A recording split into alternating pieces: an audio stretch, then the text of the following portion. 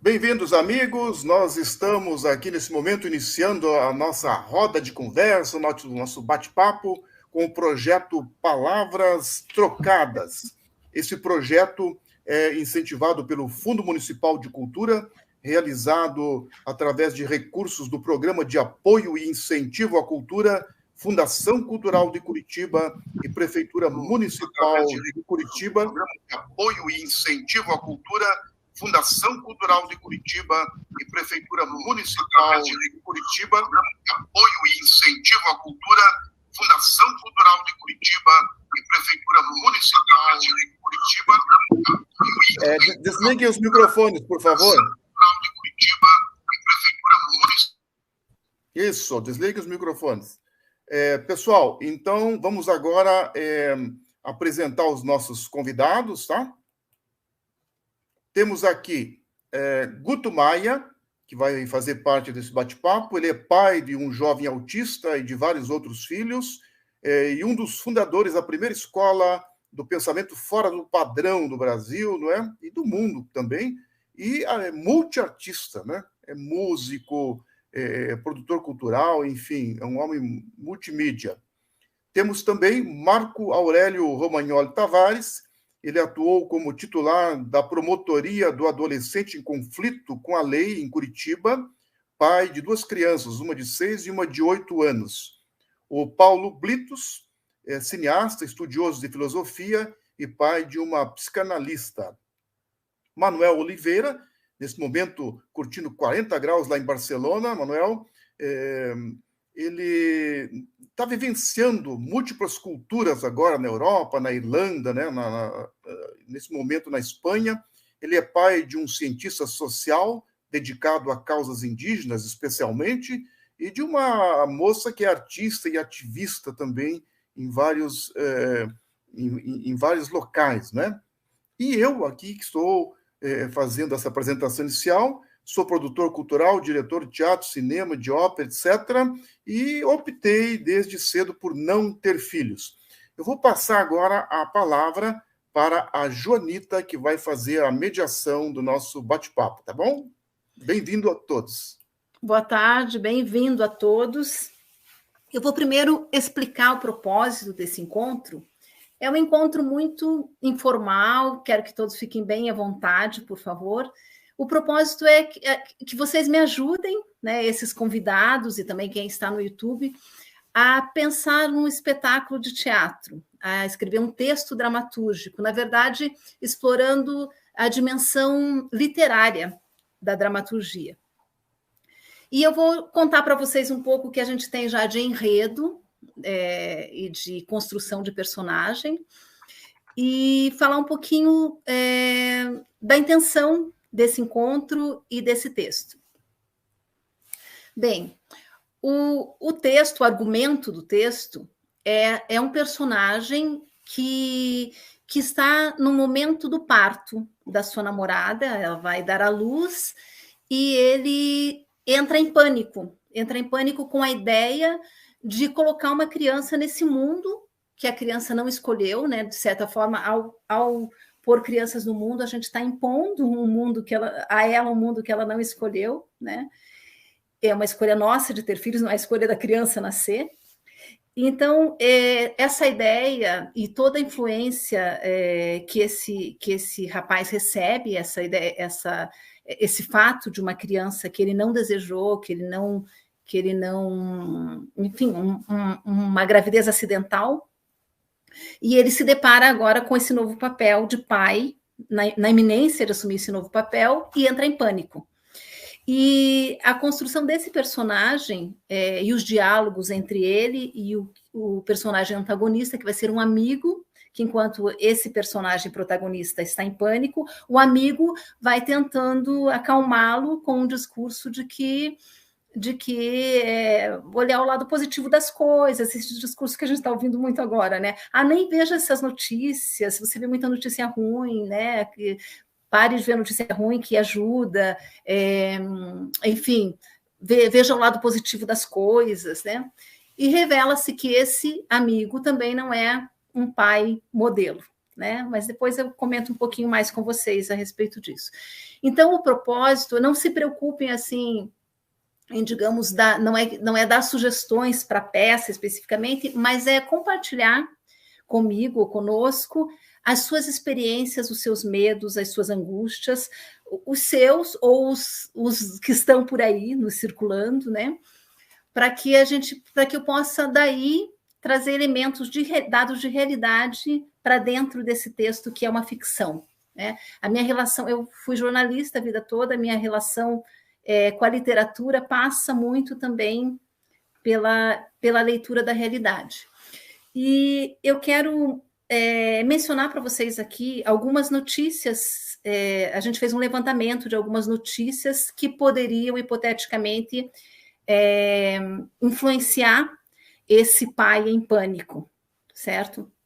Então, eu vou relembrar algumas notícias que vocês certamente já ouviram, né? Alguns casos que poderiam relembrar, e depois eu gostaria que vocês trouxessem os dados de realidade, o pensamento e sentimentos de vocês que poderiam contribuir para a construção desse personagem. Muito até intuitivamente, sem compromisso de, isso não tem certo e errado, sabe? É só uma contribuição. Então, vamos lá. Lembrando uma notícia de maio de 2003, uma confusão num show no Jockey Club dos Raimundos. Maria de Andrade Souza, de 14 anos, Larissa Celeste, de 15 anos, Jonathan Raul dos Santos, de 15 anos, morreram depois de fraturas, foram pisoteados no momento que abriram os portões para entrar no show, foi aquela galera para entrar no show, e esses 3 jovens de 14 e 15 anos morreram pisoteados. Outra notícia que poderia ser assustadora para esse personagem, em 2007, o João Hélio, um menino preso ao cinto de segurança no carro, quando a mãe foi assaltada para levarem o carro, e ela não teve tempo de tirar o menino do cinto de segurança, e ele foi arrastado por 7 quilômetros durante praticamente 10 minutos até a sua morte nas ruas do Rio de Janeiro. Em maio de 2009, aqui em Curitiba, o ex-deputado Carli Filho... Travou? Saindo de uma festa, pegou uma velocidade incrível, e num acidente morreram Gilmar Rafael de Souza e Hered, Carlos Murilo de Almeida. A pena dele foi uma tornozeleira eletrônica por algum tempo. Nos Estados Unidos, este ano, 19 crianças morreram numa escola elementar na cidade de Uvalde, pela ação de Salvador Ramos, espero que não seja da minha família, de 18 anos, matou as crianças e 2 professores. Isso levou o presidente Biden a se pronunciar em favor da aprovação de restrições na compra de armas, enquanto isso, em Houston, acontecia com da Associação Nacional de Rifles, cedendo os direitos das compras. Em outubro de 2021, a Unicef divulgou que mais de 1 em cada 7 meninos e meninas com idade entre 10 e 19 anos tem algum transtorno mental já diagnosticado. Quase 46 mil adolescentes se suicidam a cada ano. E apenas 2% do orçamento dos governos no mundo, do orçamento em saúde dos governos no mundo, são aplicados em saúde mental, e a saúde mental dos jovens se agravou bastante, os problemas de saúde mental se agravaram bastante com a pandemia. A Unicef e o Gallup divulgaram em 2021 também que 1 em cada 5 adolescentes, jovens entre 15 e 18 anos, diz que se sente deprimido e com pouco interesse em fazer as coisas. E no começo deste mês foi divulgado o dado do Sistema Nacional de Adoção e Acolhimento, o SNA, de que há no Brasil 29.637 jovens acolhidos e só 4.102 disponíveis para adoção. Ou seja, tem praticamente 30 mil jovens aptos a serem adotados, tem 33 mil pessoas habilitadas para adotá-los, ou seja, um número mais do que suficiente, mas apenas 4 mil desses jovens podem ser adotados por causa de todos os trâmites burocráticos e legais e tal. O Marco Aurélio deve saber mais sobre isso do que eu. E de 2020 para cá, a fome dobrou no país. 14 milhões, eram 14 milhões de pessoas convivendo com a fome em 2020 e hoje já são 33 milhões.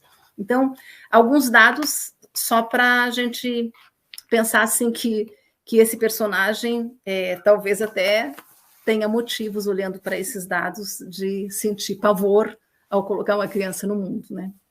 Então, agora eu queria ver com vocês aí o que vocês sentem a respeito disso, como é que bate essas notícias para você, esse tipo de notícia para vocês, e como é que é a experiência de vocês de ser pai ou de não ser pai, mas que possa inspirar aí a construção desse texto.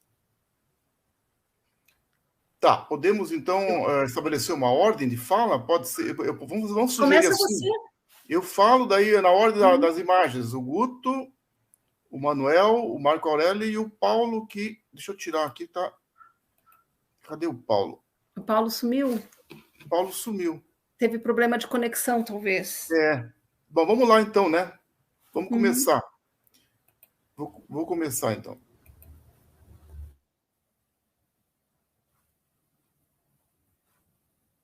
Agora eu que sumi. Bom, eu vou deixar as várias imagens, né? Porque a gente fica se olhando daí para não tirar ninguém da tela, tá bom? Sim, eu acho melhor, porque é chato a gente ficar sozinho na tela. É chato, né?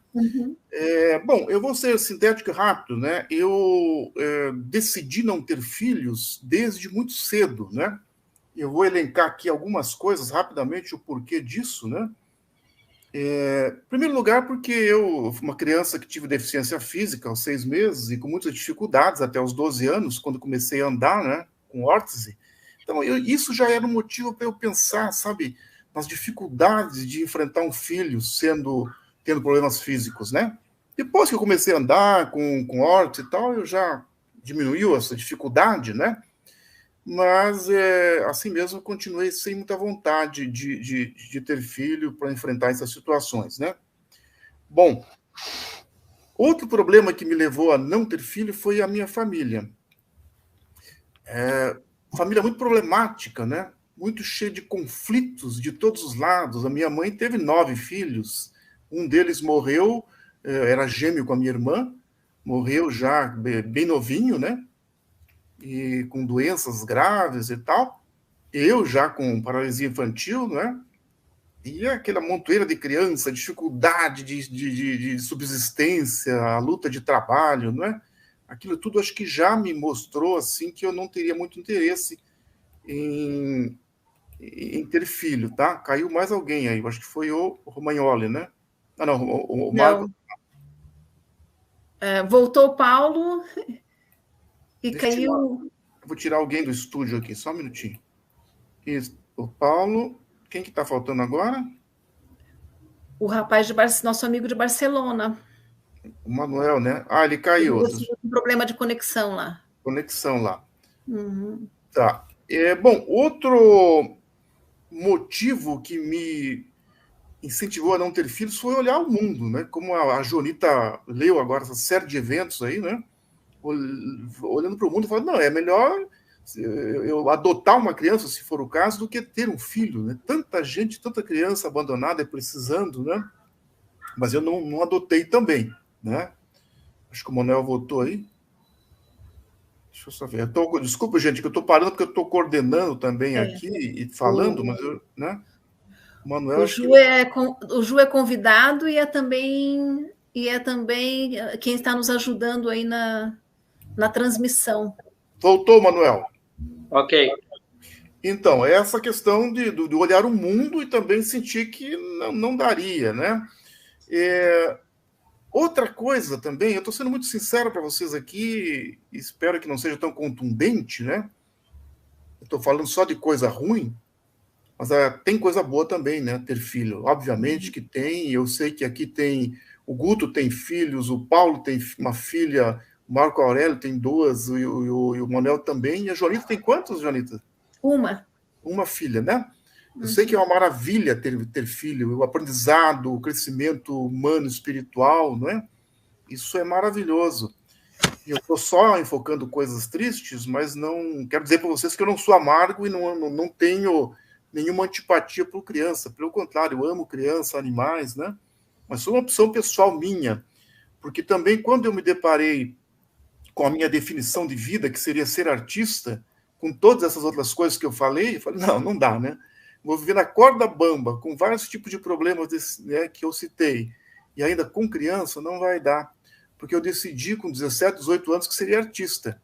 E artista é corda bamba, né? É corda bamba direto. Então, para não causar sofrimento a ninguém ou dificuldades, né? Tive amigos que tinham grande dificuldade de dar o leitinho para as crianças, porque era músico, né? Então, isso também me tocou muito. E, gente, outra coisa importante, a baixa qualidade humana no planeta Terra, né? Isso é uma coisa que me deixou muito assustado desde jovem, né? A baixa qualidade humana e as dificuldades enormes que uma criança passa. Eu mesmo já relatei em outros bate-papos aqui, o bullying que eu sofri e tudo mais, né? Também me levou a pensar isso. E, essencialmente, a questão espiritual, né? Quando eu me desliguei da Igreja Católica, aos 14 anos de idade, eu comecei a pesquisar pelo mundo afora, né, as várias religiões de todos os tipos, e fui percebendo que o importante na vida é esse lado, né, esse lado espiritual, filosófico, existencial. E isso foi criando em mim, ou acentuando em mim a responsabilidade por tudo que a gente faz no mundo, né? Tudo que você pratica, faz, fala, pensa, e por criança acabou pesando bastante. E para finalizar, eu com 13, 14 anos, na escola, comecei a ler Machado de Assis. E Machado de Assis é o maior escritor para mim, é o escritor que mais tocou a minha alma, né? Pelo seu realismo psicológico pungente, né? E ele tem um livro que é maravilhoso, que é Memórias Póstumas do Brás Cubas, que é um personagem extremamente negativo, né, em relação ao mundo. E esse livro me incentivou muito, e eu vou colocar para vocês aqui um trechinho final do livro, deixa eu ver se eu localizo aqui, onde ele vai dizer o seguinte, estão conseguindo ler aí? Sim. Então eu vou ler aqui um trechinho final do personagem Brás Cubas, do livro Memórias Póstumas de Brás Cubas, do Machado de Assis. Isso aqui, quando eu li com 14, 15 anos, foi profundo na minha alma, sabe?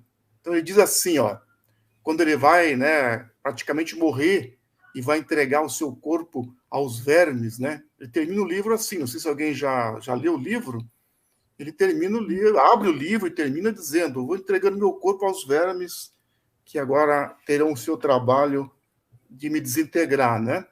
E ele diz assim, este último capítulo é todo de negativas. Não alcancei a celebridade do emplasto. Não fui ministro. Não fui califa.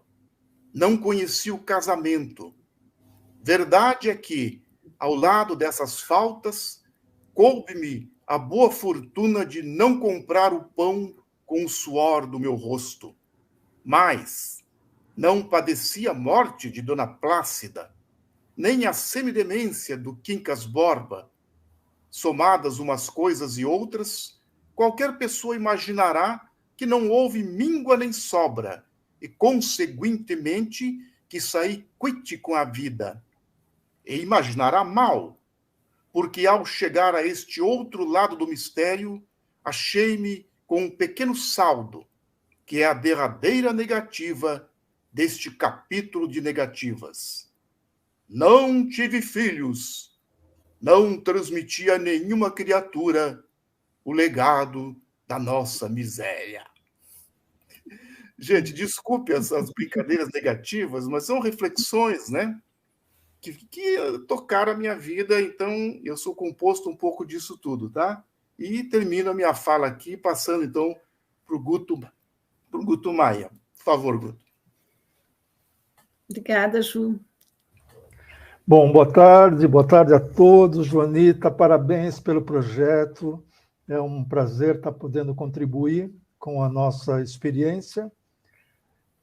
A minha vida ela é altamente múltipla, então se seria uma sombra do Ju, essa pessoa seria eu, de uma forma muito parecida e em alguns aspectos de experiência de vida. Minha vida foi altamente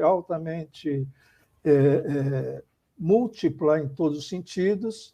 Então, como pai também e como filho, eu tive experiências absolutamente fortes, preciosas, porém muitíssimos fortes, todas elas, muito fortes.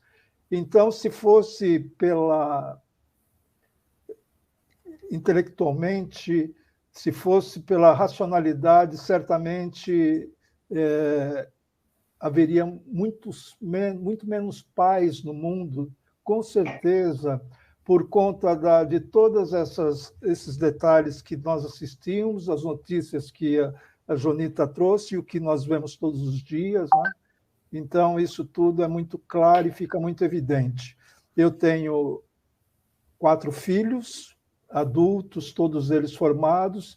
Os 3 primeiros filhos não foram programados, e o último filho foi programado, o mais novo, está com 23 anos, nasceu com autismo, e os 3 filhos mais velhos são todos eles brilhantes, de altas habilidades, e todos eles extremamente competentes nas suas áreas e realizados. Eu tenho netos também. Então, essa familiaridade com a paternidade eu tenho desde sempre, apesar dos filhos. Eu também cresci como artista, músico, e como sou diretor de teatro e autor também, então a minha vida toda foi ligada às artes, porém ligada profundamente à academia. Eu sou professor desde sempre, desde os 12 anos, a minha vida toda foi ligada à docência. Eu tenho paixão assim visceral pela docência, então, para mim, estar ligado ao aprendizado, à academia, para mim, é uma paixão existencial, mais que vocacional. Então, eu tenho essa condição de estar sempre ligado à juventude, não só pelos meus filhos que nasceram cada um em uma época. O meu mais velho tem 45 anos, né, depois 43, depois 38, e o de 23, que é o mais novo. Então, eu acompanhei todos os acontecimentos do Brasil e do mundo, todos os movimentos que houveram estudantis e políticos e filosóficos, ideológicos, artísticos. Eu estava dentro, eu estava no meio, eu estava inserido, não necessariamente como protagonista, mas sempre como um coadjuvante ali, bem próximo de tudo que estava acontecendo, até pela minha condição docente, a minha condição de artista e a condição de intelectual curioso. Então, eu estava sempre ligado ao poder, de alguma forma, sempre, às vezes, e geralmente pelo avesso, não é? Como uma pessoa que era assim o esquisito, né? A pessoa que era aceita pelo curioso que representava, né? O artista sempre foi essa pessoa, porém eu fui para o mundo de uma forma muito intensa. Então, os meus 3 primeiros filhos, como eu disse, não foram programados, não é? Foram todos eles, aconteceram de uma forma que a vida levou a acontecer, porém, a minha relação também com a responsabilidade humana, não é? É muito forte, é muito grande, e eu sinto que o homem, nós todos homens, eu tenho assim grandes teorias já desenvolvidas sobre isso, a paternidade e a parte masculina também. Isso eu trabalho há 23, 24 anos que eu trabalho nessa área, inclusive também como professor do Ministério Público, enfim, ligado a abrigos também. Eu dirigi um abrigo de pessoas tiradas da família pelo Ministério Público por maus tratos, abandono, violência, de 0 a 17 anos. Eu cuidei de jovens aprendizes, eu formei também adultos com deficiência ligados à volta ao mercado de trabalho. Então, essa realidade masculina e, sobretudo, a realidade feminina das mulheres abandonadas, como bem disse o Ju, o que acontece no universo feminino e no masculino, somos todos vítimas da nossa educação milenar com erros característicos estruturais. Então, a nossa educação masculina, sobretudo, padece de erros estruturais.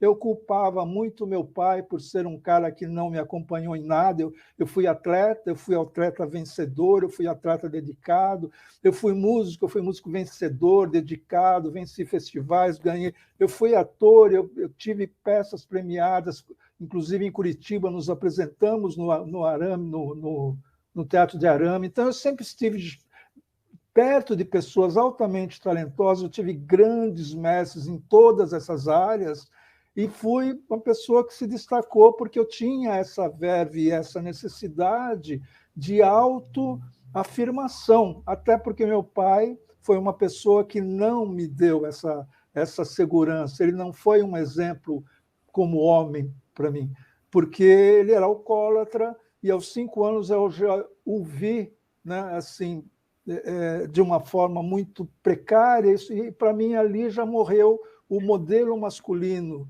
né, de homem. Então, isso daí, para mim, a paternidade foi uma coisa muito questionável. E como ele nunca esteve nos momentos que eu mais precisei, nos momentos que eu mais festejei, nos momentos que eu mais precisava ter o olhar masculino de incentivo, de apoio, de parabéns, né, eu não tive. Então, isso me fez uma falta muito grande e fez questionar a paternidade. Só que, como somos vítimas, eu reproduzi esse padrão também com os meus filhos mais velhos. Eu acabei também sendo ausente na vida deles. Então, é muito interessante, né? A psicologia explica muito isso, esses fenômenos, né?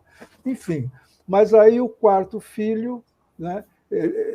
O quarto filho foi planejado, pensamos, inclusive, vamos ter daqui 1 ano, daqui 2 anos, e tivemos, e o Pedro, uma pessoa queridíssima, maravilhosa, ele nasceu com autismo.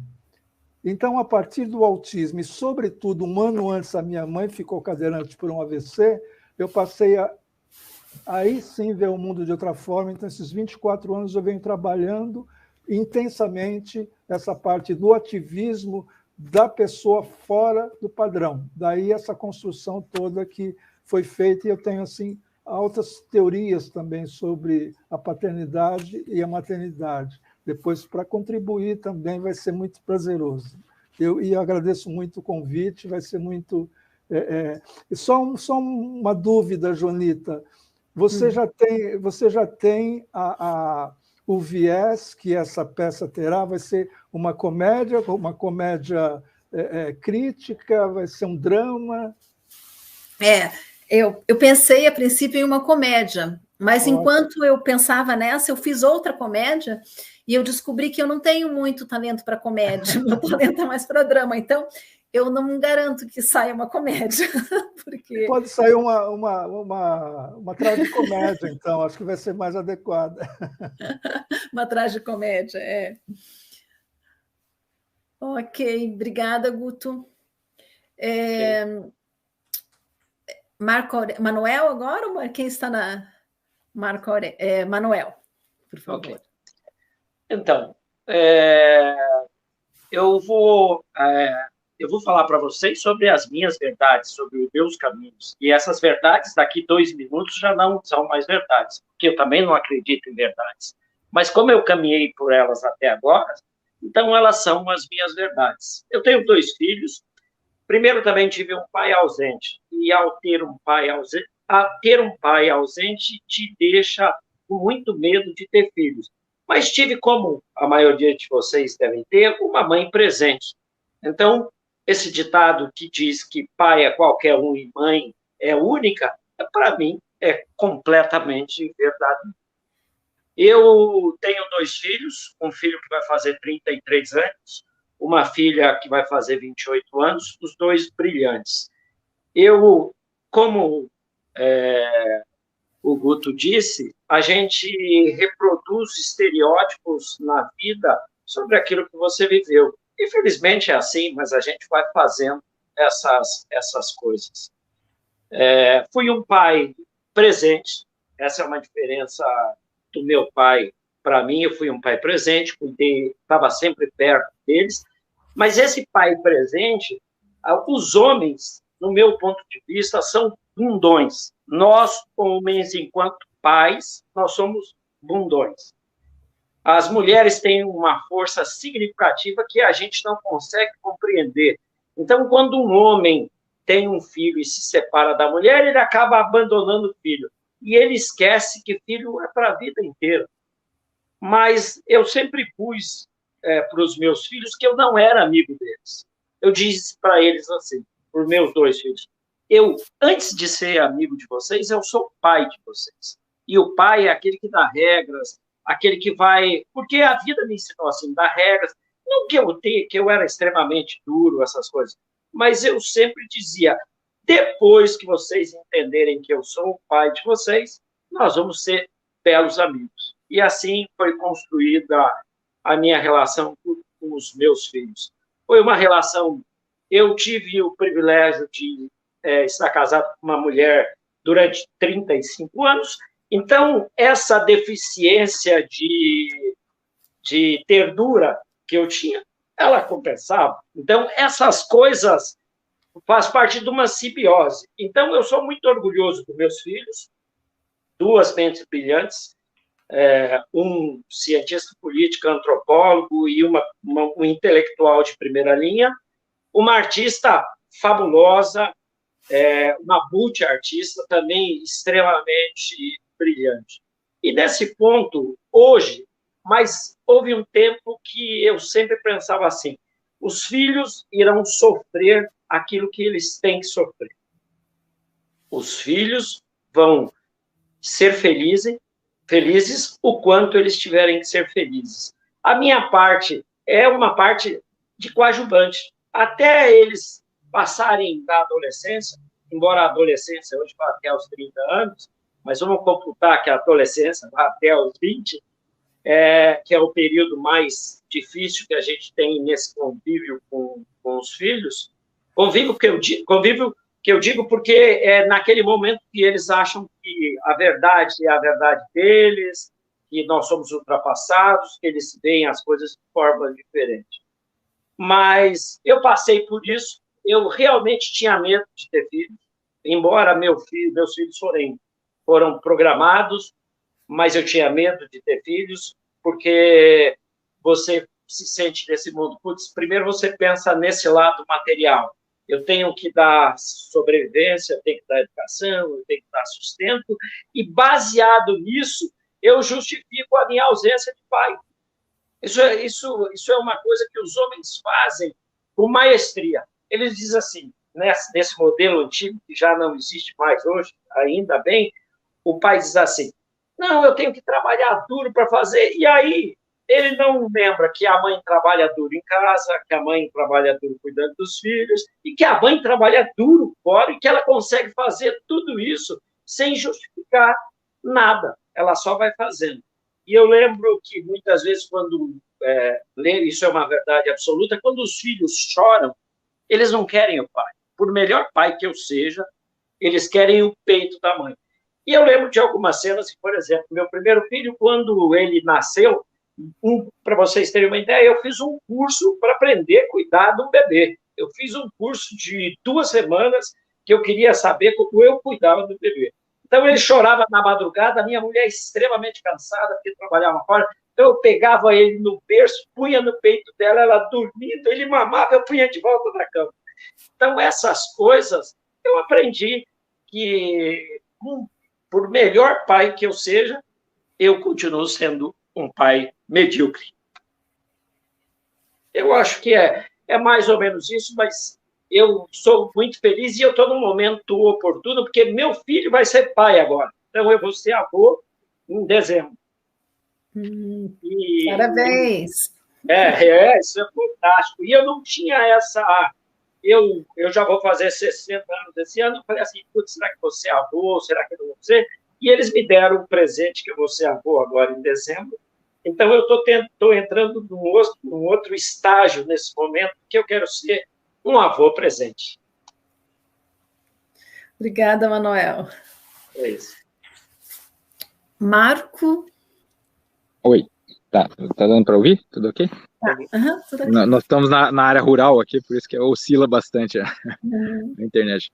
Bom, o meu nome é Marco Aurélio, eu agradecer a Joanita pelo convite de participar desse, é um convite inesperado. Nossos caminhos, eu, a Joanita e do Paulo, se cruzaram aqui em São Luís do Purunã durante a pandemia, né? Eu fui locador de uma das casas dele aqui, por isso eu acabei decidindo ter a minha propriedade também aqui, então agradecimento sempre ao Paulo e à Joanita por eu ter conhecido São Luís do Purunã.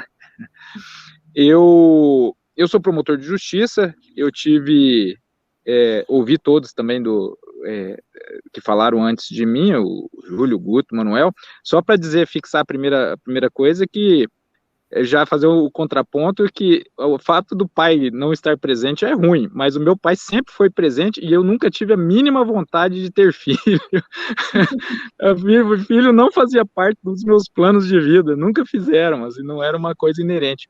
Estou falando, como eu falei para a Juni, também uma perspectiva pessoal, porque como eu trabalhei 12 anos diretamente numa promotoria da infância e juventude, a gente tem muitos aspectos profissionais e ligado ao aspecto técnico, mas como é uma realidade de alteridade, é uma realidade que eu nunca trouxe para a minha vida, sempre enxerguei como sendo a do outro, ela não teve muita influência na minha perspectiva pessoal.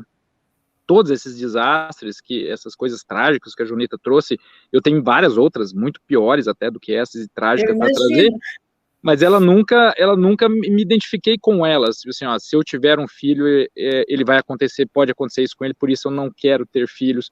Eu nunca fiz essa relação, então, mas pessoalmente, então por isso que eu vou fixar mais na questão pessoal, o filho nunca foi uma necessidade minha, assim, eu nunca tive esse planejamento de, eu preciso ter um filho para me completar, ou ter um filho para dar sentido à minha vida, ter um filho para levar o meu legado, né? Eu também li o Machado de Assis, também li o Memória Próxima das Curvas quando era adolescente, sempre gostei muito dessa passagem, nunca foi essa necessidade, até que aí encontrei uma pessoa da minha vida, me apaixonei, né, que é minha esposa hoje, e aí, ao contrário de mim, a vida dela toda só se faria sentido se ela tivesse filho, né? Então a gente manteve um relacionamento, e quando nós fomos morar juntos e decidimos dar um passo a mais, que era o casamento, aí se tornou o assunto a ser discutido, porque tinha uma parte que não queria ter filhos e outra parte que só fazia sentido a vida se tivesse filhos, né?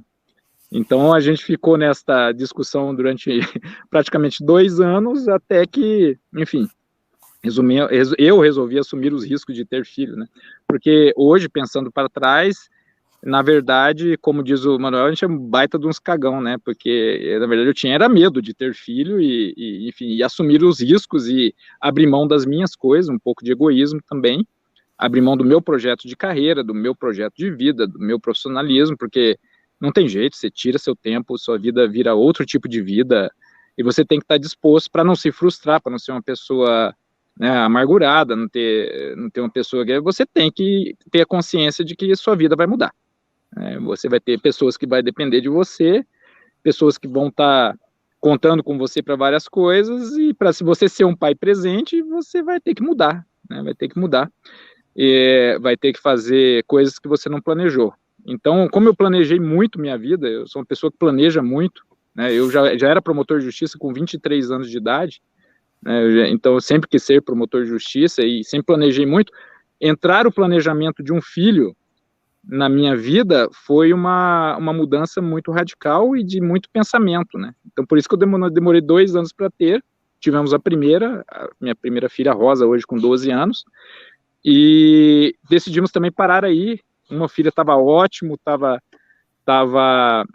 muito bom, plenamente satisfeito, e aí a gente esqueceu, né, 4 anos depois, de como é que era os cuidados e os perrengues que era ter filho, e acabou vindo o Augusto não querido, mas não planejado, né, que a gente estava meio na decisão se ia ter ou não o segundo, e acabou acontecendo do Augusto ter. Mas eu sempre brinco que, como você tem filho, você quis ter filho. Se você não quisesse, você não teria.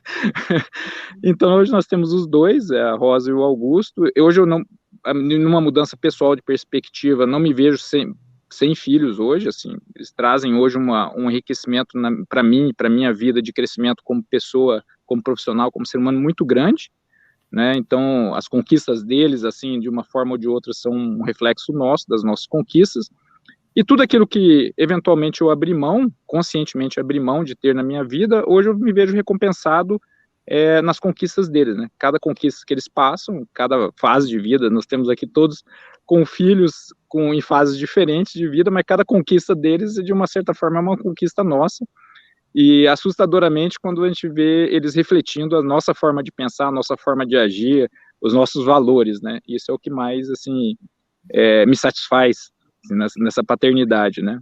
Essa paternidade, que é uma coisa muito interessante. Não é fácil, ela tem muitas dificuldades, mas é muito prazeroso. Eu estou curtindo bastante ser pai. É isso. Legal, Marco Aurélio. Então, bom, não, depois... só adiantar, só para encerrar, eu tinha esquecido, eu ia falar primeiro, essa cena que você retratou na sua, é uma cena totalmente real, viu? Porque quando a médica colocou a rosa na minha mão, depois de sair da barriga da Dani, ela enrolou ela e me entregou, eu realmente perdi o chão, viu? Eu não sabia bem o que era. Era aquilo. Assustadoramente, isso é muito assustador. Depois eu vou querer que cada um de vocês fale especificamente desse momento, de quando, né, do momento do parto, importante para esse trabalho. Mas é isso. Então, legal. Paulo? Está sem microfone, Paulo. Clica aí no microfone, por favor. Ok. Olá. Boa tarde a todos que estão no chat também, lá no YouTube, né? E todos os presentes aqui.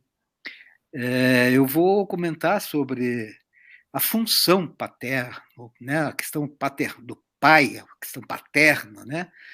É uma função do homem, né? O homem assume essa função, assim como a maternidade também, né? Tem essa decisão, na verdade, não é também só do homem, né?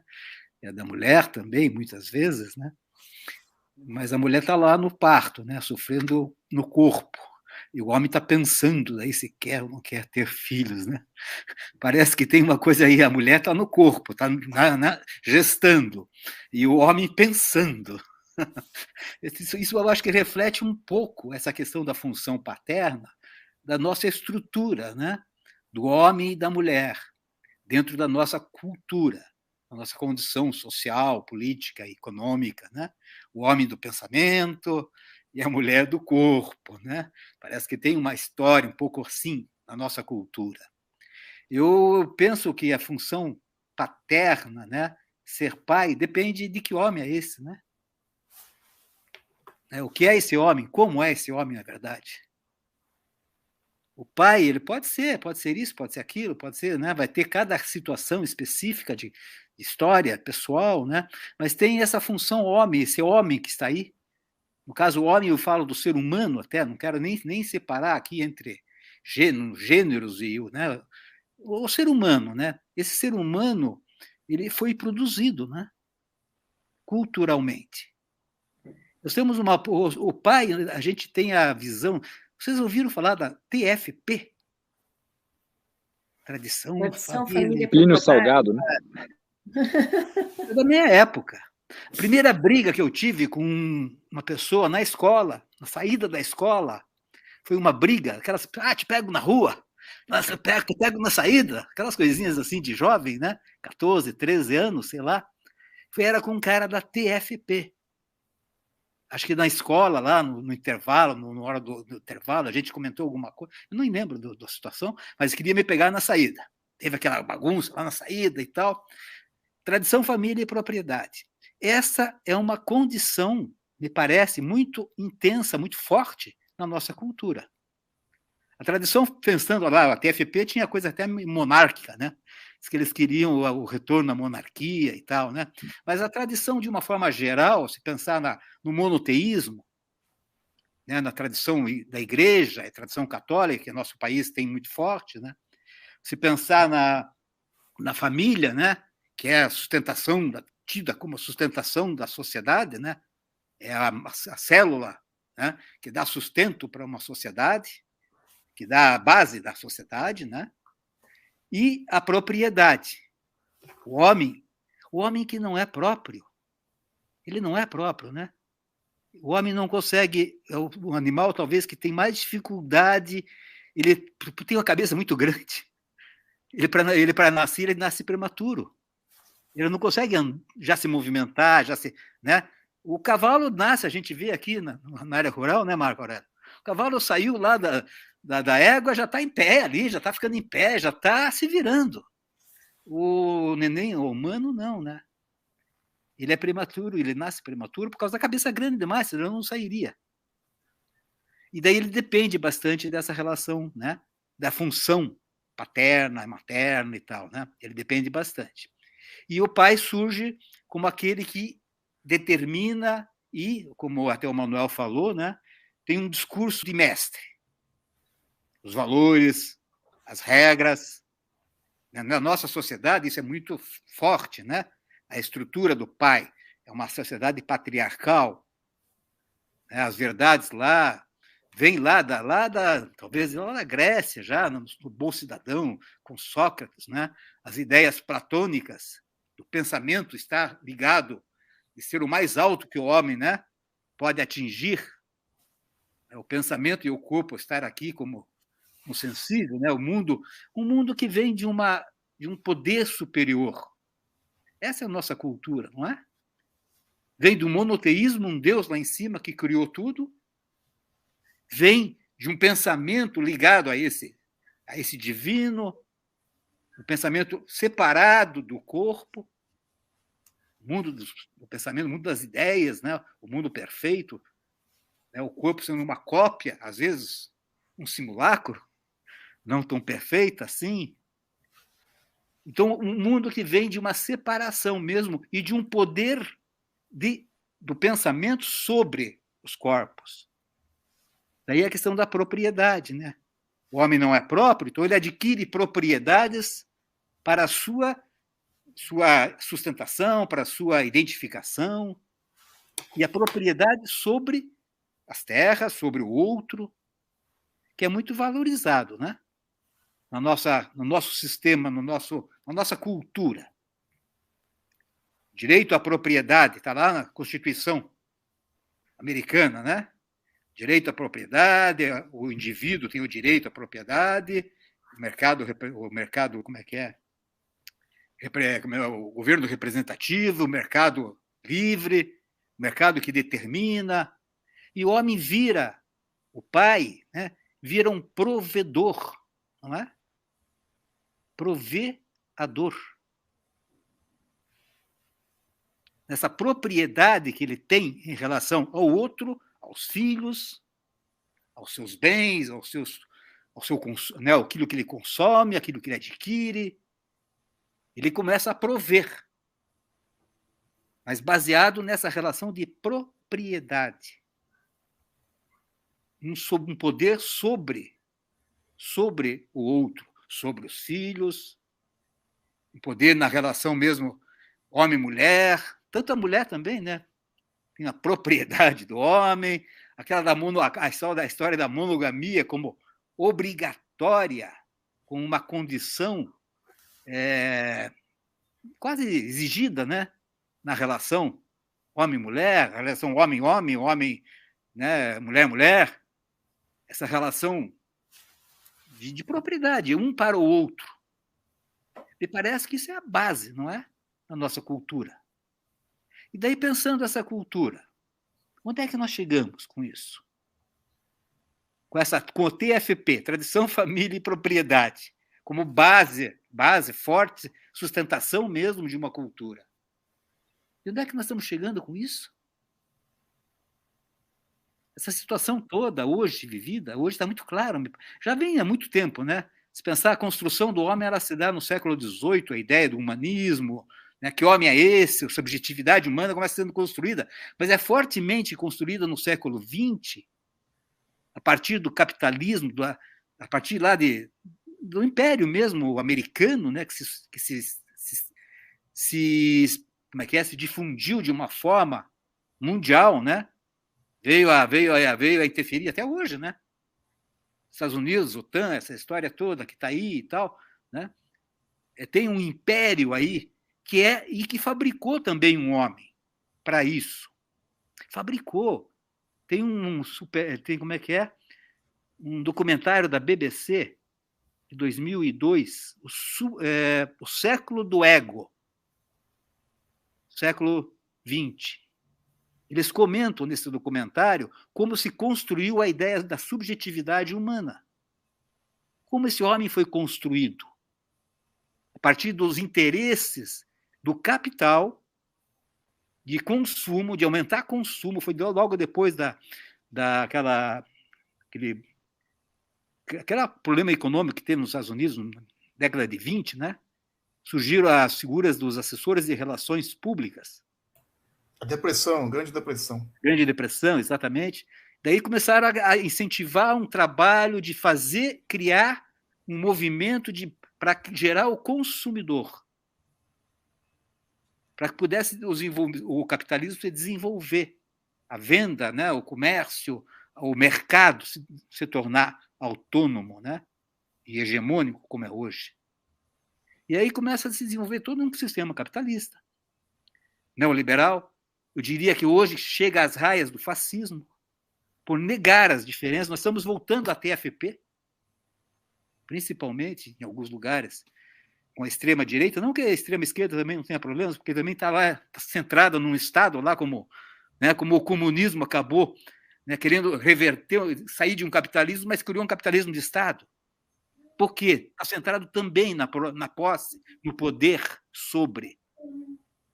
É um poder que a cultura que na cultura humana nossa, né, se desenvolveu de um poder transcendental.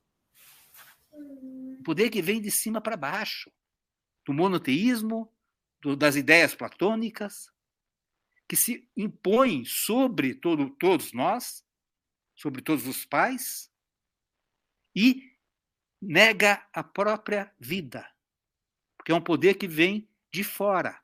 Não é da imanência, não é um poder da vida, que surge na vida, com a vida. É um poder das ideias.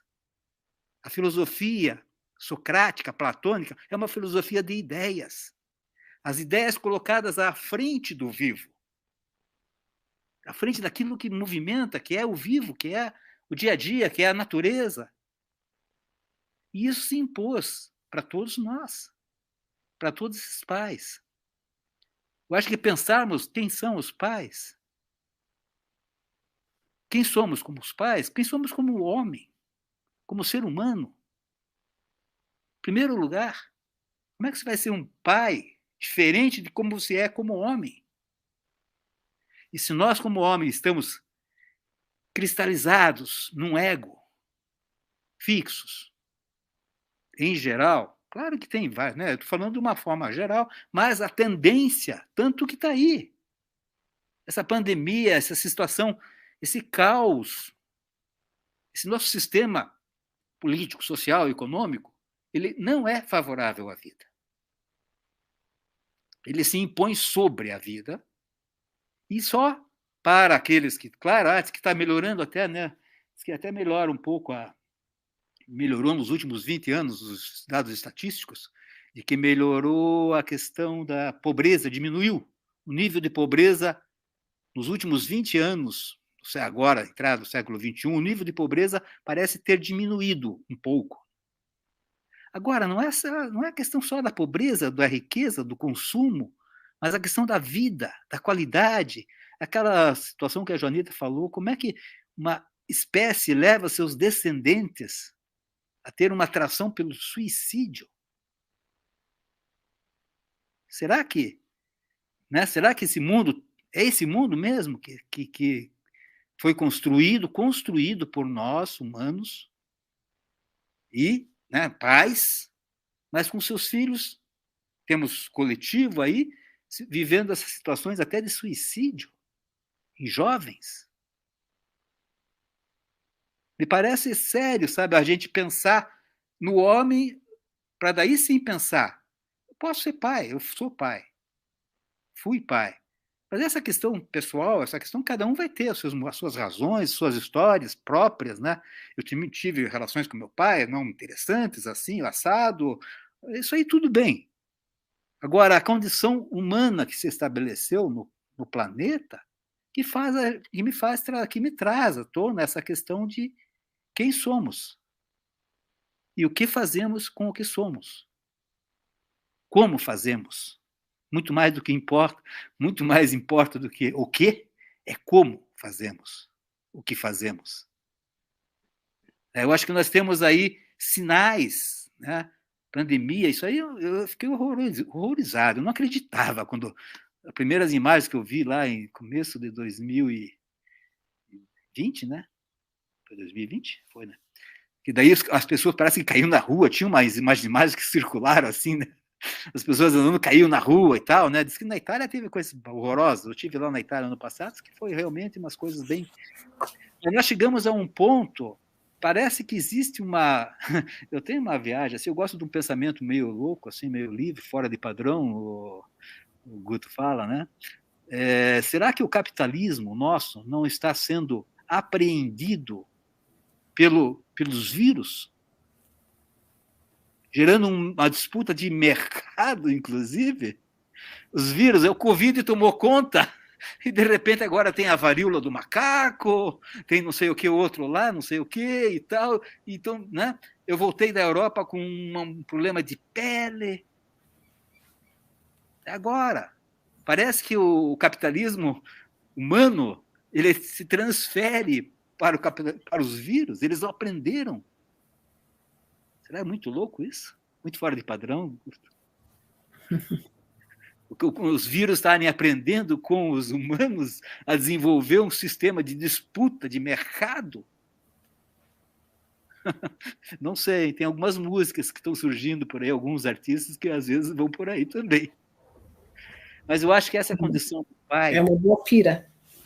Tem a ver com isso, gente. Tem a ver com que mundo é esse que nós construímos e que mundo que nós podemos, novo, que nós podemos inventar.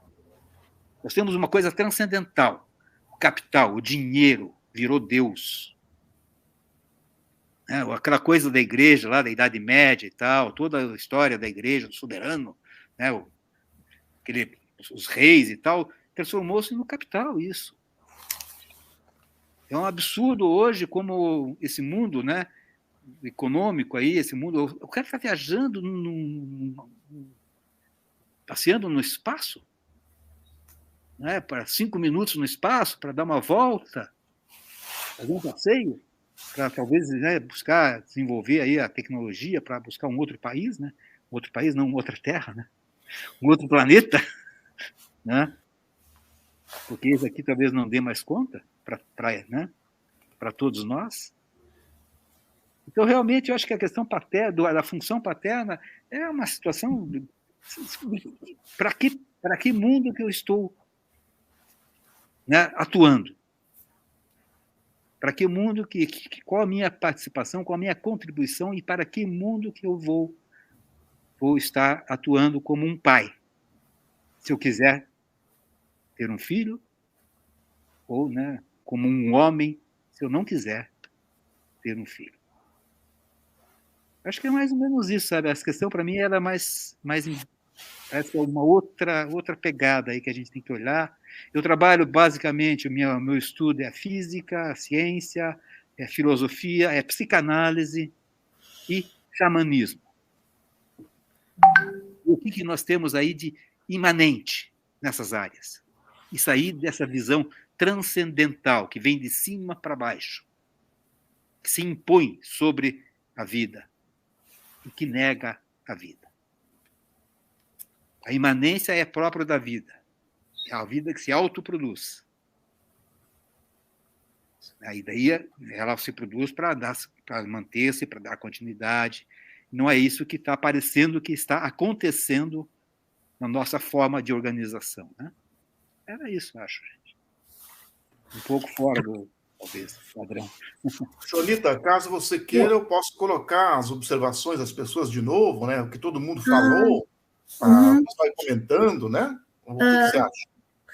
Pode ser, deixa eu já responder a Maria Amélia Lonardoni, que ela me perguntou por que eu convidei só homens para...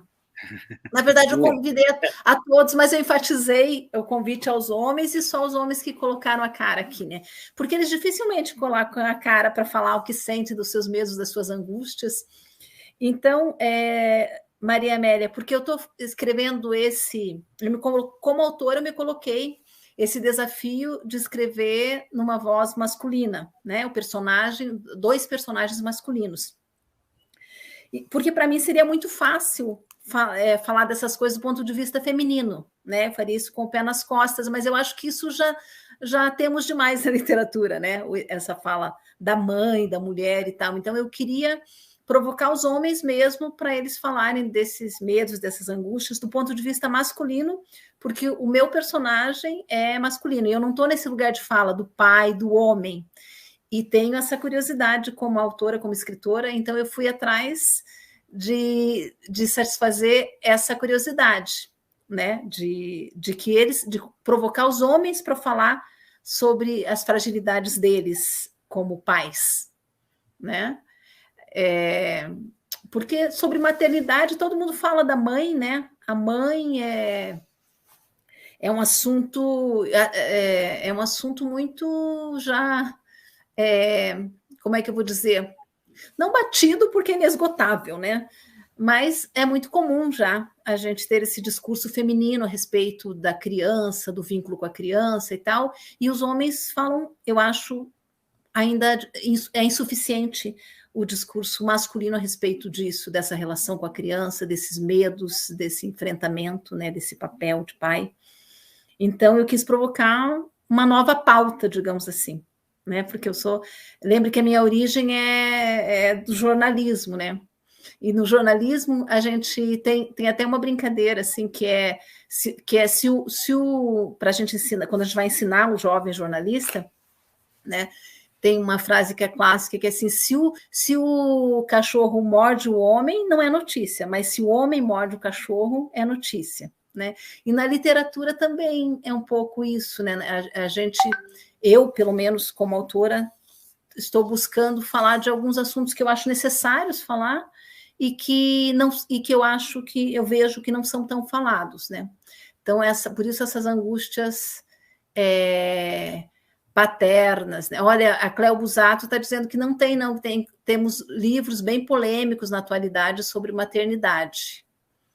Então... Joanita, deixa eu só uma parte. A Maria Amélia Lonardoni, que é jornalista também, ela não está podendo postar aqui no chat as opiniões dela. Ah, tá. Porque ela está no celular, então ela está passando para mim, no meu celular, tá? E eu vou ler uma postagem dela, pode ser? Pode ler. Ela está dizendo assim: vou postar meu comentário aqui. Acho interessante ouvir só homens e suas diferentes versões. Estou aprendendo bastante. Gostaria que tivéssemos mais mulheres para que os homens aqui presentes e os que estão acompanhando pudessem compreender ou conhecer a versão feminina da procriação. Seria uma troca muito rica. Fica a sugestão para uma próxima conversa. De qualquer modo, parabéns, Joanita. É muito bom escutarmos diferentes visões e experiências sobre o mesmo tema. Abraço a todos vocês.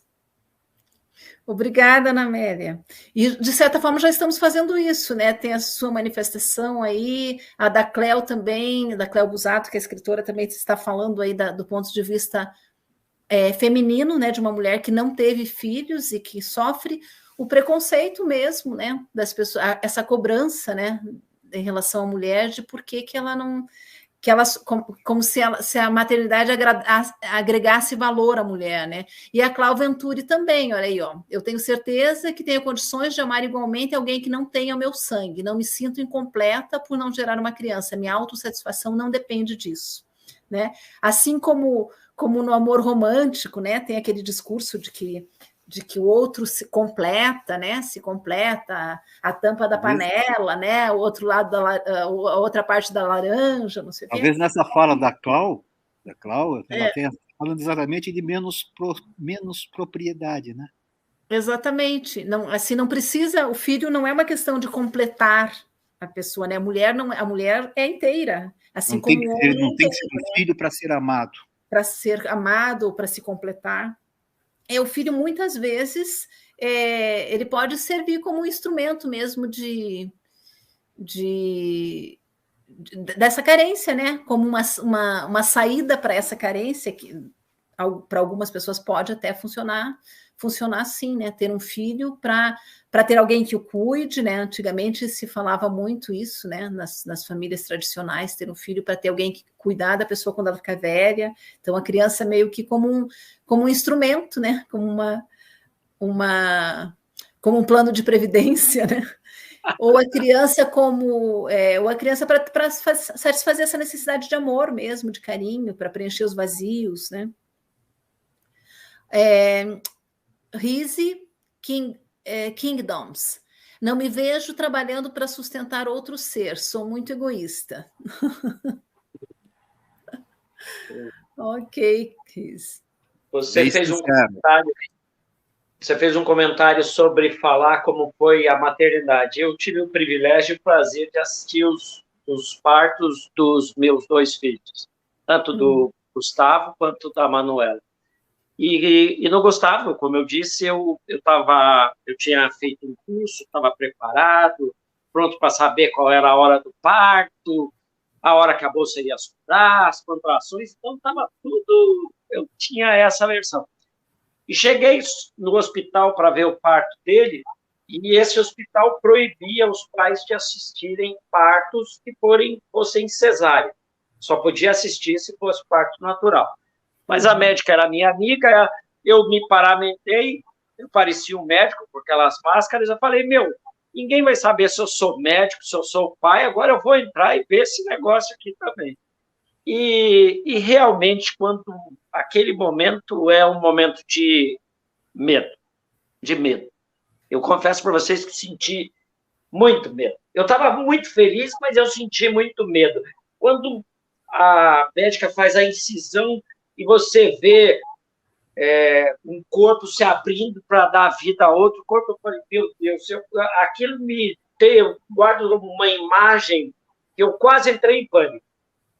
Mas eu tinha que me controlar, porque eu estava ali de intruso. E aí o médico põe o bebê, como o Marco Aurélio disse, põe na sua mão, você segura ele, você fala, pronto, agora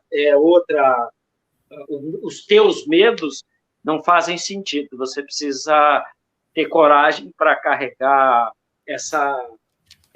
carregar junto essa nova vida que você tem. E aí, quando passaram 5 anos, eu já tinha experiência de ver um parto, fui ver o parto da Manuela.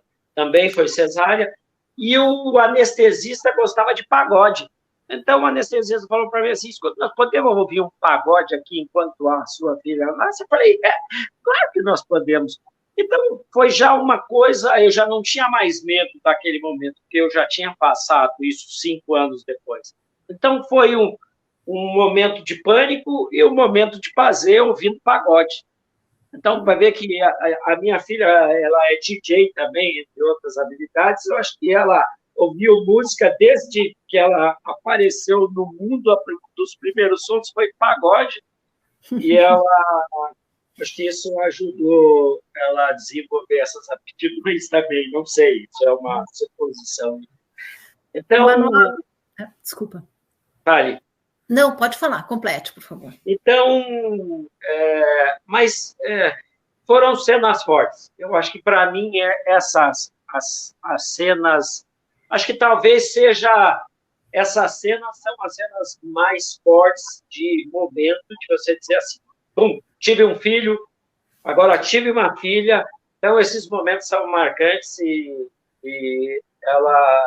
elas me deixaram, no primeiro momento, com o primeiro muito medo, no segundo sem medo, mas com aquela preocupação, olha, agora já não somos mais 3, somos 4, então vamos ter que caminhar junto. Então, um medo de outra forma.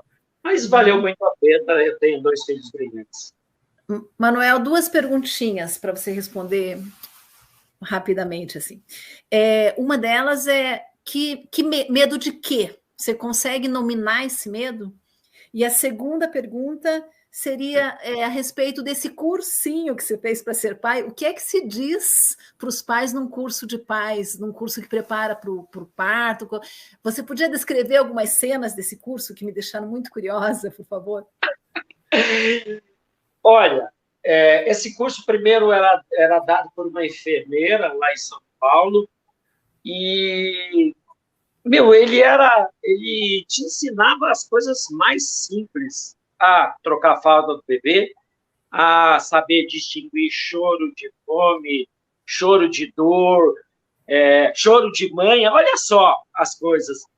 Como você dá banho no bebê. Tanto que eu, dos primeiros 15 dias dos meus filhos, quem só dava banho neles era eu. Não deixava ninguém pôr a mão, porque eu estava apto a fazer isso, né? Então, tinha diploma para dar banho no bebê. Eu era pós-graduado nisso. E fui bem nesse aspecto. Então, mas eu acho que era mais uma preparação para você perder o medo, porque quando chega um bebê na sua casa, o que acontece? Quando você vive duas pessoas que compartilham o mesmo canto, quando chega um terceiro, esse terceiro ele passa a ser o centro da atenção e as outras duas pessoas passam a ser coadjuvantes, porque o astro chegou, então as reflexões todas do bebê. Então a gente mais essas coisas de aprender as coisas básicas mesmo sobre bebê, e que para mim foram muito importantes. Embora eu quase arrumei briga com a família inteira, porque a enfermeira disse, olha, o bebê ele tem uma imunidade baixa, quando alguém chegar aqui, você pede para lavar a mão. Olha só, pede para lavar a mão para pegar no seu bebê. Um dia minha sogra vem da rua e vai pegar o bebê. Eu falo, opa, por favor, lava a mão, porque o bebê, você veio da rua. Aquilo foi quase a guerra. Comprei uma guerra com a minha sogra. Mas foi divertido. E os medos, assim, eu tinha medo, todas essas coisas que nós construímos, quando o Paulo fala dessa construção de cima, sobre capital, sobre a grana, a gente tem medo. Porque quando você é formado numa sociedade que diz que você é responsável, e aqui eu não estou dizendo só do pai, eu estou dizendo do pai e da mãe, é responsável para dar a subsistência, primeira essa subsistência material. Porque filho não precisa de grana, filho precisa de amor. Mas você só aprende isso com o tempo. Então, você tem que ter tempo para você dar amor, mas a gente confunde tempo com manter com trabalho, com dinheiro. Por quê? Porque isso está construído nessa vida que a gente leva.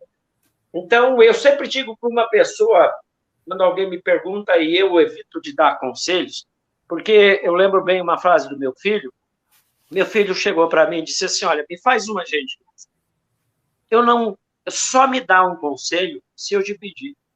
Se eu te pedir o conselho, você me dá. Mas se eu não pedir, não me dá conselho, porque os conselhos que você está me dando eu não quero ouvir. Eu só quero ouvir um conselho se eu te pedir.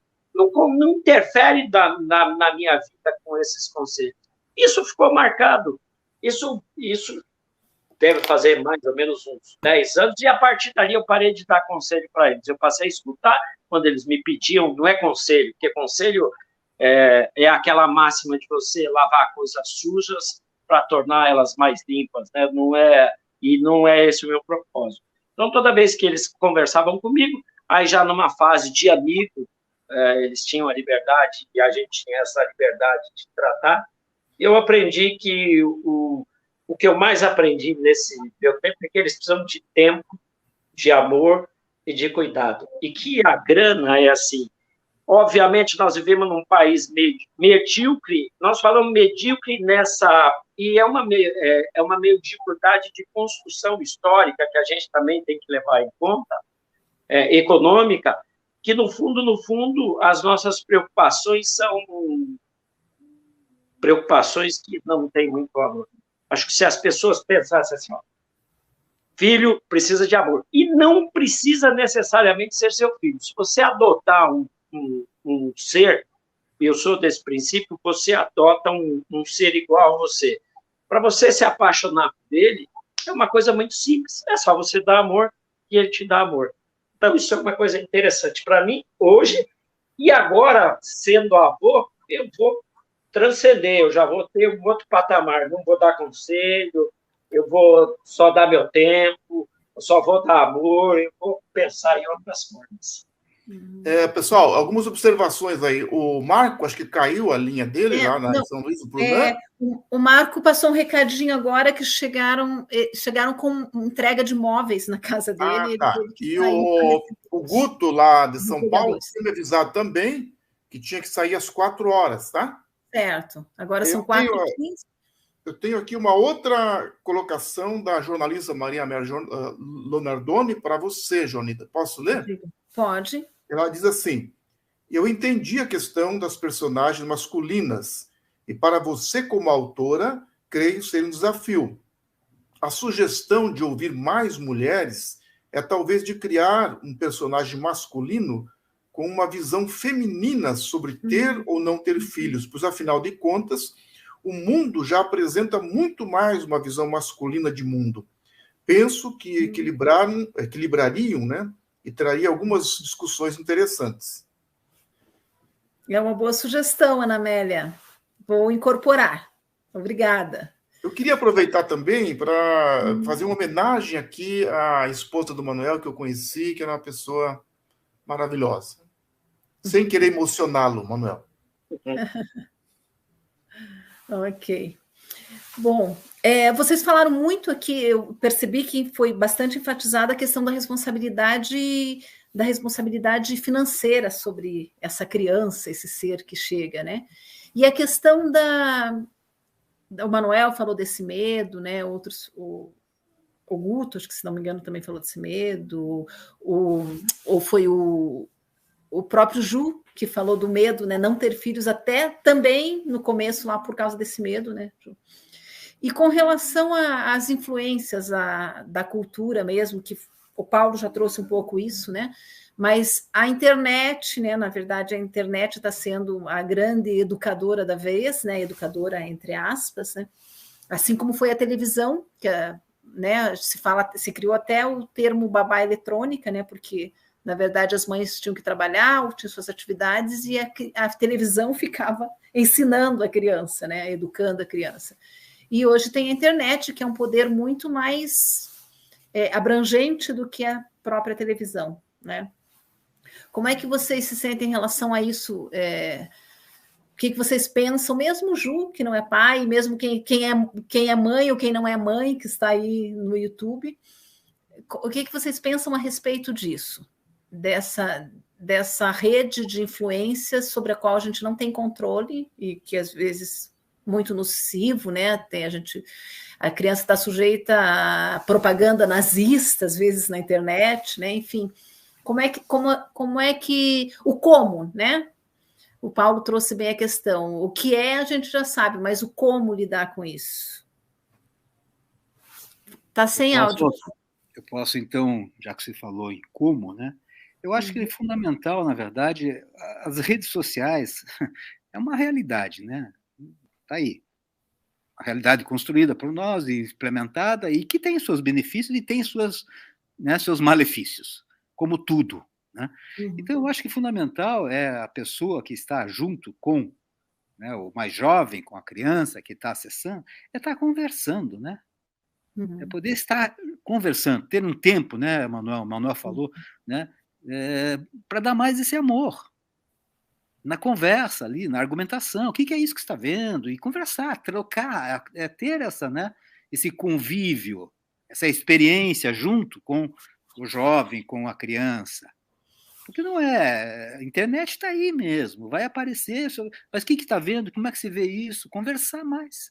É o que falta, talvez, às vezes os pais, né, por até necessidades outras aí, né, de correr, de prover, né? de provedor, correr atrás da grana, às vezes tem menos tempo realmente, mas esse é o que eu acho que é o exercício, a criação de um tempo, a priorização desse tempo, de poder estar conversando, mesmo sobre o que está aparecendo na internet, isso aí, acho que é isso. Vai aparecer o que aparecer, né? A gente não tem A gente já perdeu esse controle faz muito. A gente está sob esse controle, né? Tecnológico. A gente está sob ele. Então, agora não é mais sociedade da disciplina, não é mais a cultura da disciplina que o Foucault trazia, agora é uma cultura do controle. Ele sabe o que nós estamos pensando. Joanita, me permite uma colocação também? Eu acho o seguinte, que a escola perdeu o seu papel na sociedade, sabe? Eu, como professor, já tenho dado aula em vários lugares, né? Tanto em escolas católicas como em escolas capitalistas, que no fundo é a mesma coisa. E a escola não forma ser humano, não ajuda os pais também nesse sentido, sabe? Porque eu acho que nesse mundo, nessas átomos de internet, de loucuras e crime, é necessário abrir o jogo com a criançada desde cedo, para que elas entendam as várias facetas do mundo, né? Desde criança já, não, claro, que nenenzinho, mas com 5, 6, 7, 8 anos já começar a abrir o jogo, mostrar as cartas na mesa, né? O que é a internet, mostrar o lado ruim. Eu, por exemplo, quando dava aula numa grande escola aqui de Curitiba, eu dava aula para jovem, mas me obrigava a dar aula para criança, né?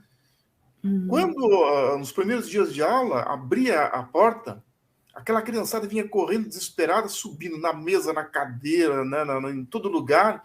Tinha televisão e videocassete, inclusive, na sala. Eles vinham com filme pornográfico, com 5, 6 anos de idade. Colocavam lá porque iam assistir filme pornográfico. Isso eu estou falando em 1992. E eu tinha que agir ali, porque o que eu vou fazer, né? As crianças assistiam filme pornográfico em casa, com 5, 6 anos de idade. Imagine hoje com a internet, né? O que está acontecendo nesse mundo, né? Então, tem que haver, por parte da escola, a formação do ser humano completo, porque a lei 6593 lá diz, né? Formação completa e integral, ou seja, ver o mundo como ele é. Mas, infelizmente, as escolas são conteudísticas, né? Estão preocupadas em passar no vestibular, em concurso público. Então, não ensino filosofia, não ensino ciências sociais, não ensino cidadania, né? Por exemplo, Curitiba hoje, você vê que a rapaziadinha está completamente perdida, os filhos.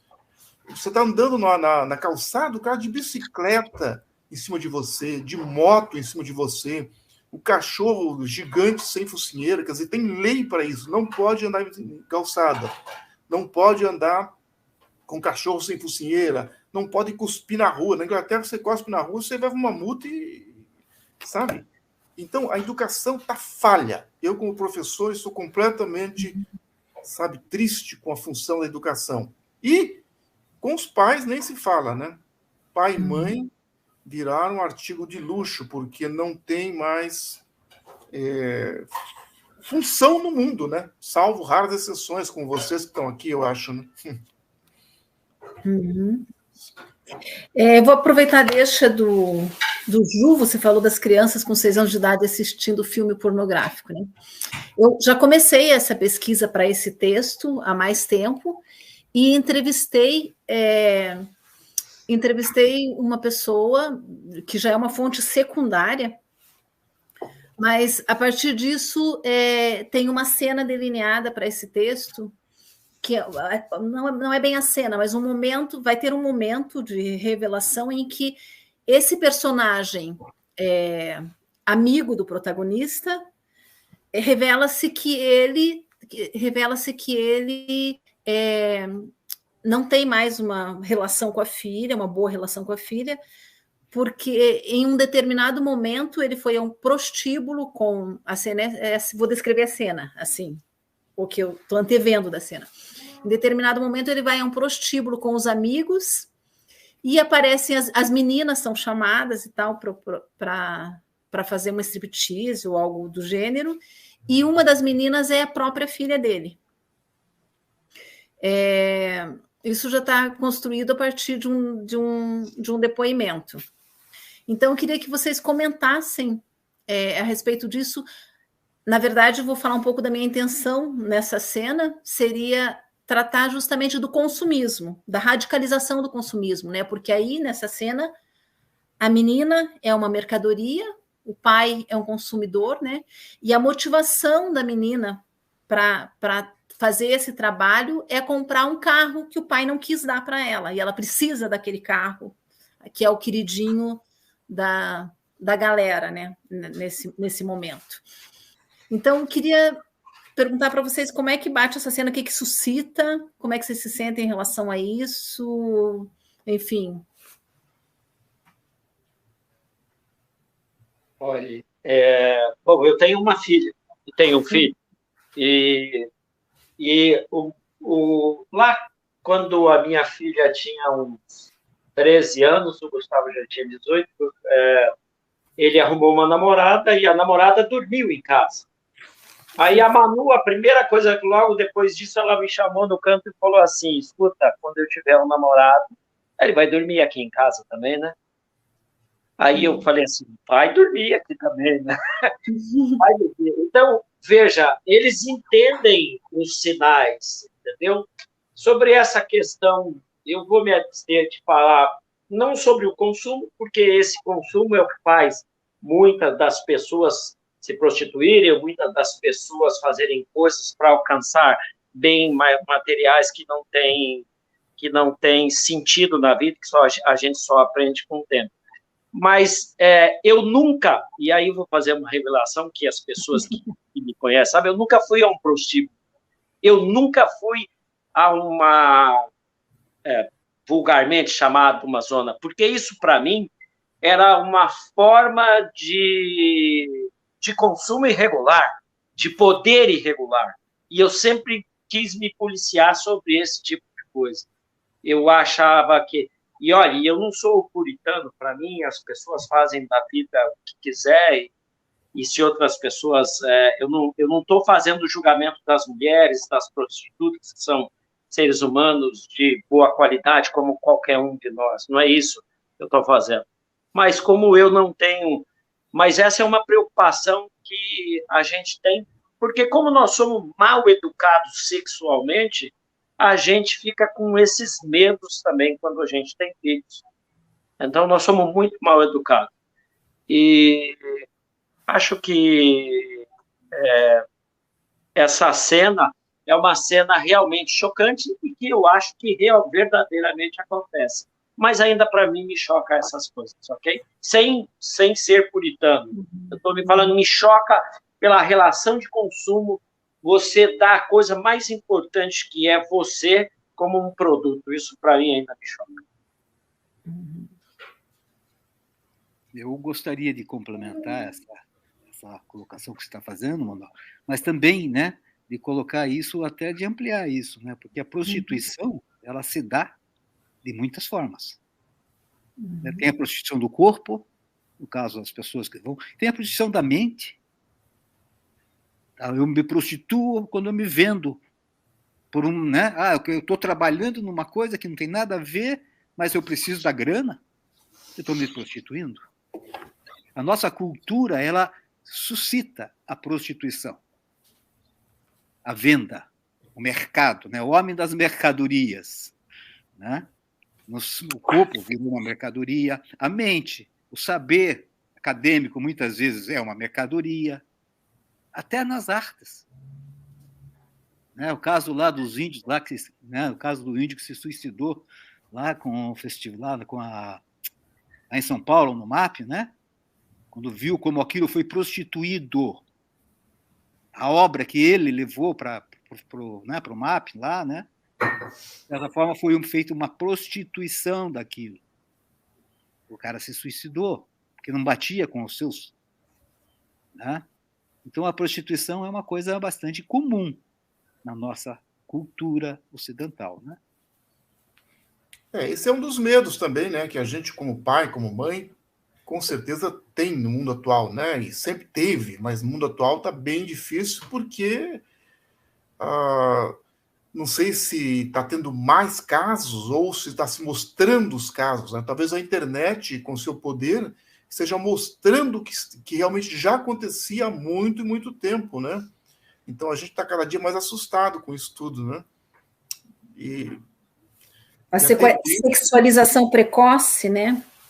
E a exploração infantil também, meninos e meninas, né? Mas a gente sabe que isso é antigo, né? O abuso, né? Exploração, o abuso.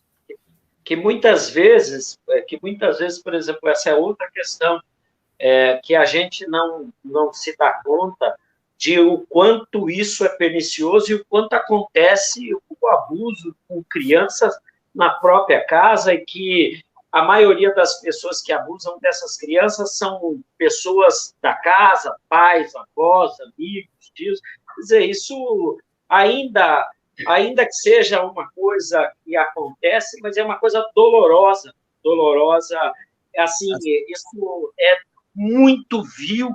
Assédio, né? Em todo lugar, né, Manuel? Assédio na empresa é muito comum. Essas coisas. O patrão chegar lá e assediar, né? Assédio nas artes, para colocar uma pessoa, fazer o papel, né? Na história do cinema, na história dos artistas, né? Quantos que se colocaram numa relação. Tem um filme chamado Hollywood, uma série que teve até, né? Que mostra o início de Hollywood lá. Uhum. Existia né? Na verdade, a cultura nós estamos abrindo aqui, Joanita, várias janelas, né, nessa conversa de hoje, várias janelas que dariam dias e dias de papos. Essa Constituição, nossa, né? Daria... É verdade. Eu tenho um filme longa-metragem que eu escrevi, um roteiro, né, que trata disso, que o Paulo fala, né, a gente usa uma garota de programa moderna no filme como personagem principal, mas a discussão é de todo tipo de prostituição que está por trás daquilo, né? Uhum. Não só dela, isso, né? Exato. Enfim. Manuel, você acha que não completou o seu pensamento? Você quer completar? Eu odiava Nelson Rodrigues. Odiava assim. Eu não conseguia ler. Toda vez que eu lia alguma coisa dele, eu falava assim, que horrível esse cara, que pernicioso esse cara. E aí o tempo foi passando e eu comecei a ler Nelson Rodrigues de outra forma. E em algum tempo depois, uma pessoa disse para mim assim, olha, todo ser humano tem esses pensamentos transversais. Então, esses pensamentos transversais refletem a realidade desse mundo, da sociedade. E ele realmente falava isso para te chocar. Eu acho que ele atingiu o objetivo te chocando. Né? E isso me fez pensar verdadeiramente sobre essas coisas do choque. E enquanto o tempo vai passando, quando a gente vai amadurecendo, e a gente vai formulando essas verdades que não são minhas verdades, na realidade, essas verdades foram construídas nos caminhos que eu passei, do que meu pai passou, do que minha mãe passou, do que meus amigos passaram, do que meus irmãos passaram, e aí depois 20% eu construir, e que não é uma verdade absoluta, como eu disse para vocês, que daqui meia hora pode ser que nada do que eu penso seja verdade, eu já mudei, ainda bem que é assim, ou daqui a pouco, 2 minutos, já não seja mais verdade. Então, essa crueldade do ser humano, essa crueldade desse ser humano que nós somos criados. Mas a gente é criado, Paulo, pelo mundo. A gente é criado sobre essas forças de prostituição, sobre essas forças do capitalismo, mas tem um lado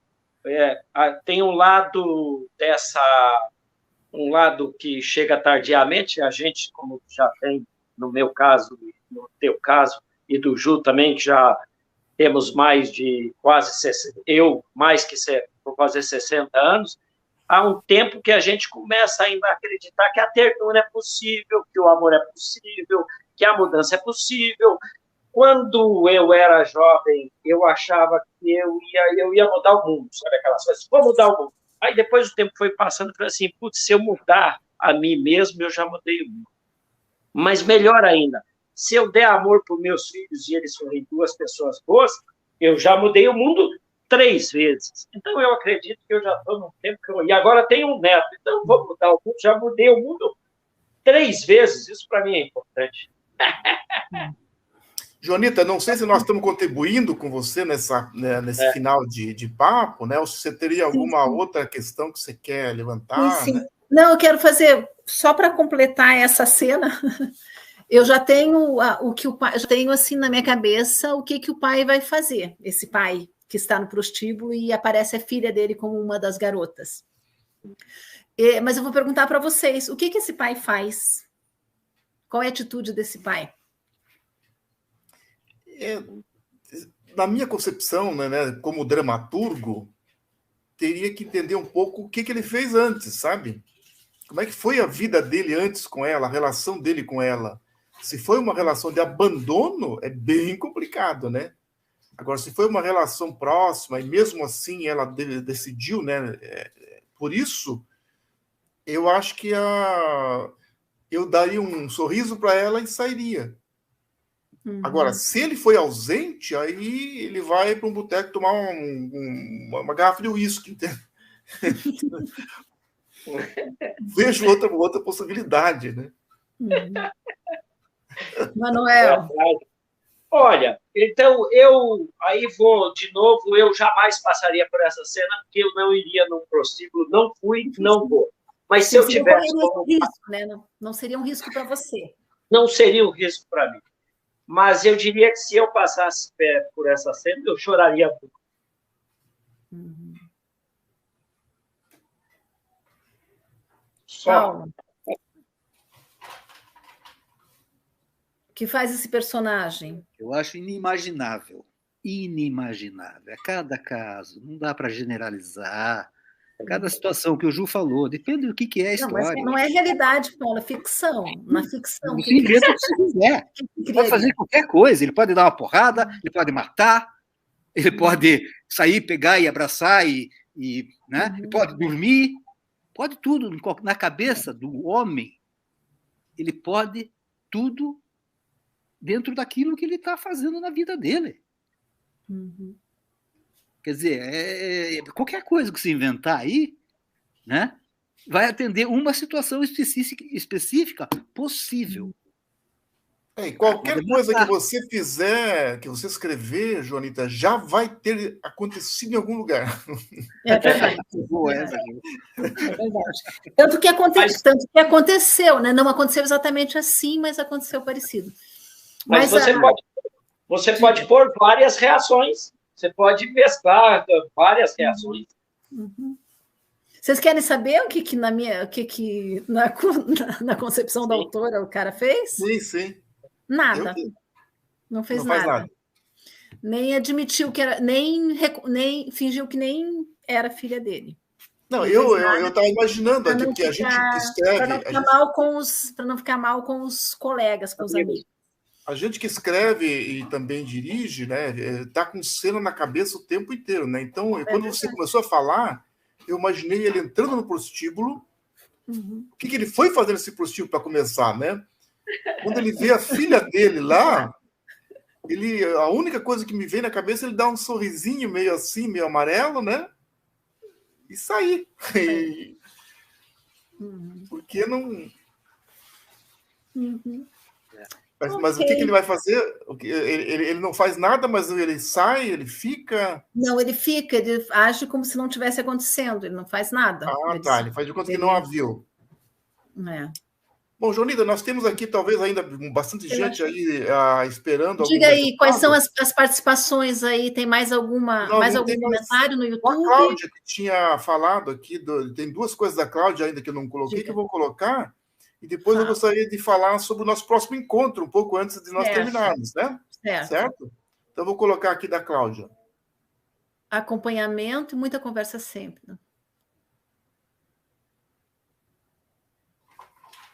Daí ela fala aqui de um canal, ela não cita qual é, né? Ela não cita o canal. Põe o canal aí, Cláudia. Não sei se ela está ainda no ar, mas seria legal ela citar, né? São capazes de compreender se não conseguem. Certo. Ok. Bom, então vai lá. Como o Ju disse, a conversa renderia muito ainda, né? Mas isso é só parte de uma pesquisa, eu já entrevistei algumas pessoas, vou entrevistar mais pessoas, né, individualmente, mas queria ter essa conversa em interação, porque é uma dinâmica diferente, né, quando a gente está em interação com o outro. E também, se vocês tiverem alguma pergunta de um para o outro, ou enfim, ou as pessoas que estão ali no YouTube também se tiver alguma pergunta, também está em tempo de fazer. Olha, cientista que virou Lígia Moreiras, a Cláudia está falando. Mas o canal, o nome para encontrar o canal é procurar Lígia Moreiras? Cientista que virou mãe, Lígia Moreira. Se colocar na internet, a gente vai achar isso aí, né? Uhum. Ok, obrigada, Cláudia. Obrigada. Alguma pergunta de alguém para alguém? Porque a ideia é ouvir, né? Eu estou aqui mais para ouvir, na verdade, do que para falar ou mesmo para perguntar. Não estou sozinha, podem perguntar se tiver alguém alguma dúvida um para o outro sobre o tema. Eu achei bastante interessante a nossa conversa e assim que você fizer a peça e produzir, eu vou vê-la. O projeto não inclui a produção da peça, inclui a produção do texto somente. Nós vamos fazer o texto, eu vou escrever o texto, nós vamos disponibilizar no site containercultural.com e esse texto vai ficar disponível gratuitamente para quem quiser lê-lo, porque a ideia também é valorizar a dimensão literária do teatro, né? Da dramaturgia, porque o texto teatral, na verdade, ele tem perdido um pouco o status que ele tinha, né, no teatro, por conta de novas dinâmicas mesmo, de criação cênica e tudo. Então, a gente vê muitos espetáculos que são feitos sem texto mesmo, que são feitos a partir da interação ali, da dinâmica entre os atores, né? É uma outra forma de fazer. Mas, nesse caso, a ideia é valorizar a dimensão literária do texto dramatúrgico, e ele vai ser postado no site do Container Cultural, gratuitamente, e as pessoas terão livre acesso. Aí, se alguém quiser montar, aí a gente conversa, né? Mas, a princípio, é um texto para ser lido. Mas, Jonita, me permita convidar todos que estão aqui, tanto no chat, no YouTube, né, como aqui nessa transmissão, o Manuel, o Paulo e os outros também, que a gente vai comunicar. Claro. Dentro de alguns dias, né, provavelmente umas 2 semanas, a gente vai voltar com a segunda live, onde teremos 2 atores fazendo a leitura da peça teatral que ela escreveu, que está terminada, ou a primeira leitura, né, da peça teatral. E a gente gostaria de contar com a presença de vocês aí, né? Que vai ser ainda um rascunho, né? Não vai ser a peça finalizada, porque a peça finalizada vai ser feita, a peça vai ser finalizada depois do feedback, né? Então vai ser já um esboço desse texto para submeter a vocês, aos leitores experimentais. Ok. Vai ser uma espécie de teste de recepção, né? Assim como se faz no cinema. Vamos fazer isso com esse texto de teatro e ouvir os feedbacks e, de repente, até alterar alguma coisa em função desses feedbacks, né? Vai ser um texto aberto. Tá? Legal. De minha parte, Jonita, tá ok, né? Se quiser fazer uma despedida, que daí eu faço aqui os créditos. Certo. Muito obrigada. Quero agradecer a vocês que participaram, que trouxeram aqui suas histórias de vida, seus depoimentos, seus pensamentos e sentimentos, e às vezes o sentir e o pensar misturado, que é o mais interessante ainda, né? E aguardo vocês, então, ou vocês aguardam um convite nosso, né? Aguardem um convite nosso e espero que estejam presentes nesse segundo encontro, que faz parte de um processo que eu acho que vai nos trazer nos acrescentar alguma coisa, com certeza. Aqui um abraço aí do Paulinho. Paulinho. Obrigada, Paulinho. Bom estar aqui, bom ver você por aqui. Então, muito obrigada, então, ao Paulinho e a todos, e até o próximo encontro. Até o próximo encontro. O Ju tem uma frase, nós temos aquela frase oficial que nós não podemos deixar de dizer, que diz respeito ao incentivo cultural, isso, né, Ju? Você diz aí, por favor. Eu digo aqui, Fábio, um abraço para você, obrigado a todos. Então, até mais, agora terminando, gente. Obrigado.